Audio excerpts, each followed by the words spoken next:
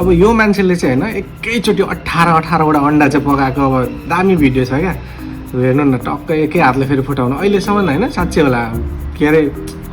मैले त अहिलेसम्म यसरी एक हातले चाहिँ फुटाएको छैन है त्यसरी तर जस अब चाहिँ ट्राई गर्छु अब अन्डा टक्क चलाएपछि हालेर मसला अब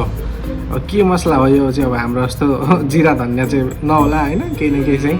अब टक्क अन्डाको रानी फुटाएर हेर्नु ल कस्तो मजाले पल्टाएको नन स्टिकी नै रहेछ क्या हुन त तेल मस्त हालेर अब त्यही त नि जङ्क फुड भनेपछि तेल सेल त भइहाल्छ होइन मस्तसँगले अब ग्यास ठुलो सानो बनाउँदै ग्यासको चुल्हा चाहिँ हाम्रै जस्तो छ कि क्या हो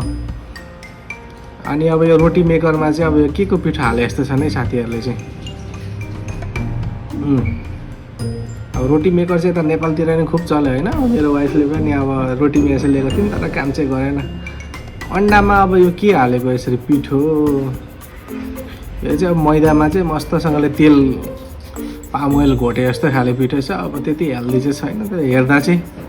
राम्रै छ अन्डाको बाबरमा चाहिँ अब मैदा हाले जस्तो छ यसो हेर्दाखेरि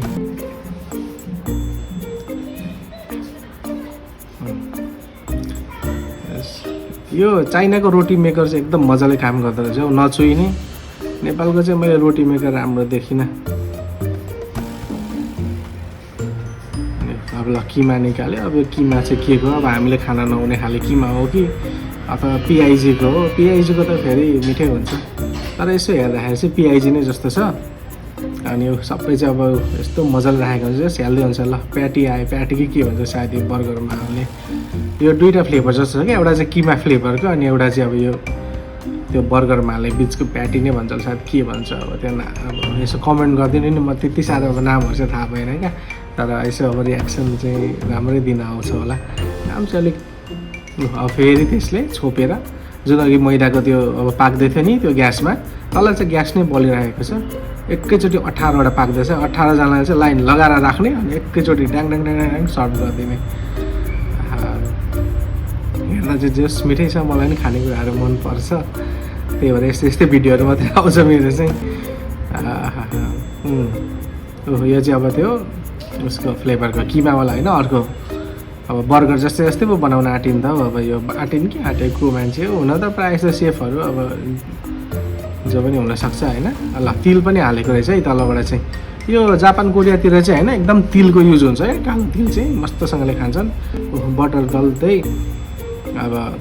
मस्तसँगले पाक्दैछ बिस्तारै यस्तो यस्तो खानेकुरा भए पो हामी पनि अब यहाँ हाम्रोतिर त खालि गयो मोमो चाउमिन थुक्पा यसो धरानतिर आउनु भयो भने चाहिँ आलु निम्की पनि खान पाइन्छ है धरानको आलु निम्की त योभन्दा यो के मिठो योभन्दा दामी मिठो हुन्छ अघि भर्खर पनि आलु निम्की नै खाएर आएको जोस ल दामी छ है भित्र अब त यस्तो बाइट गर्दा त्यो अब किमाको है जुसी निक्लिन्छ होला के गर्नु अब हेर्ने चित्त बुझाउने जस यो चाहिँ आइडिया पनि हुनसक्छ यहाँ अब हामी जसले स्ट्रिट फुड गर्नु छ नि यस्तो यस्तो चिजहरू बनाउँदाखेरि पनि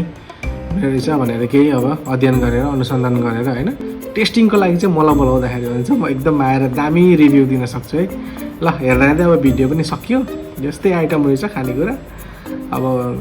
नाम चाहिँ थाहा भएन तर त्यसलाई चाहिँ म किमा बन भनिदिन्छु बनको भित्र किमा भएको भएर किमा बन जस ओके ल थ्याङ्क यू